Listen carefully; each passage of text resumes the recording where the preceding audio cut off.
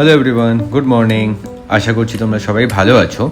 প্রত্যেক দিনের মতো আজও আমরা রেডি হয়ে বেরিয়ে পড়েছি দোবান থেকে দেওরালির পথে। So guys, let me welcome you all to day 5 of ABC trek.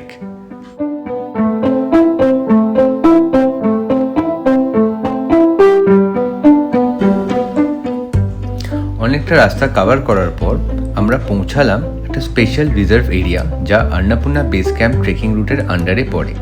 এই জায়গাটার নাম হলো হিমালয়ান বারাহা রিজিয়ন। এই জায়গাটা খুবই সুন্দর আর ইউনিক।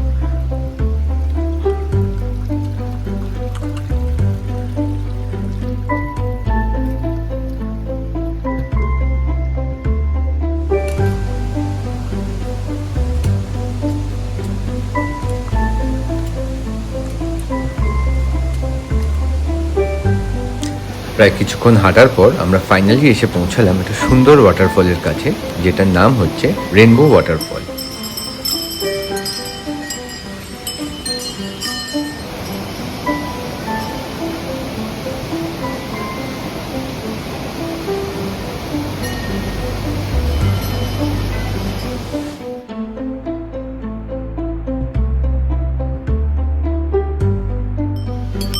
এই ওয়াটারফলের জায়গাটা এতটাই সুন্দর ছিল যে আমার এখান থেকে কিছুতেই যাওয়ার ইচ্ছা ছিল না, বাট যেতে তো অনেকটাই ডিস্টেন্স কভার করতে হবে, তাই জন্য একটু মজা আর বিশ্রাম করার পরে আমরা আবার হাঁটা শুরু করলাম।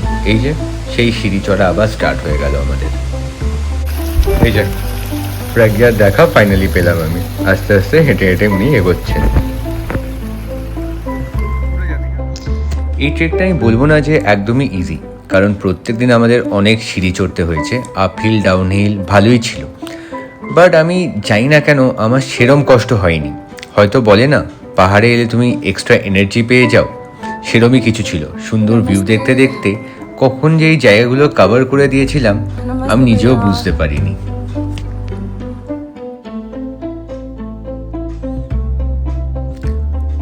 এইবার আমরা যেখানে যাচ্ছি সেটা হলো খুবই একটা ফেমাস ক্যাফে। কেউ কি গেস করতে পারবে এই ক্যাফেটার নাম?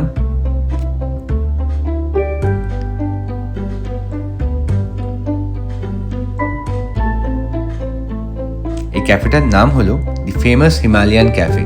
এখানে ম্যাক্সিমাম ট্যুরিস্টরা এসে সময় কাটায়, আর এটা অ্যাকচুয়ালি ফেমাস হচ্ছে তার অ্যামেজিং কফির জন্য। চলো দেখি এদের স্পেশাল মেনু কি আছে। এই জায়গাটা এতটাই সুন্দর আর এত অ্যামেজিং একটা ভাইব দিচ্ছিল না, তোমরা না এলে ঠিক বুঝবে না। নেক্সট টাইম যারা এবিসি ট্রেকের প্ল্যান করছো, প্লিজ এইখানে ডেফিনেটলি এসো। যাক, অনেক হলো বিশ্রাম, এবার আবার হাঁটা শুরু করি। তোমাদের আমি কিছুক্ষণ আগেই বলছিলাম না সিঁড়ি চড়া নিয়ে, দেখো আবার স্টার্ট হলো সেই সিঁড়ি চড়া।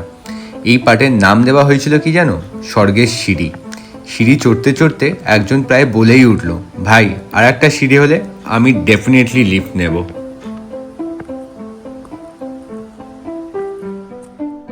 প্রায় 2 ঘন্টা সিঁড়ি চড়ার পর ফাইনালি আমরা এখানে এসে পৌঁছালাম, যেখানে আমরা একটু রেস্ট নিলাম কিছুক্ষণ। বেশ রিফ্রেশিংই লাগছিল জায়গাটা আমার তো।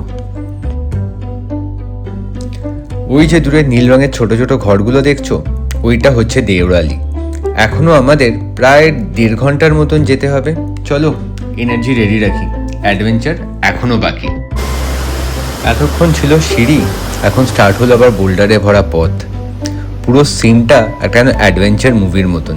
চলো কেয়ারফুল হয়ে আগে বেরোই। ফাইনালি আমরা সবাই বোল্ডার ভরা রাস্তা কভার করে প্রায় ওই 3:30টার দিকে এসে পৌঁছালাম দেওরালিতে। এই স্পটটার উচ্চতা হলো 3230 মিটার। আজকের রাতটা আমরা সবাই এখানেই কাটাবো, একদম পাহাড়ের মাঝে। একটা পুরো ম্যাজিক্যাল ফিলিং। যেহেতু আমরা সবাই খুবই টায়ার্ড ছিলাম, লাঞ্চ করে অলমোস্ট সবাই রেস্ট করছিলাম, তাই দেওরালির ঠিক করে ভিডিও সেরকম করা হয়নি। কিন্তু রাতে একটা গোল্ডেন চান্স পেয়েছিলাম জানো তো, স্টার গেজিং ক্যাপচার করার। দেখে জানিও কেমন লাগলো।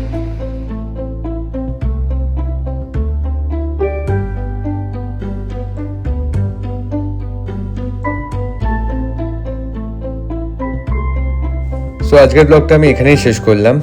গুড নাইট, আবার কালকে দেখা হবে।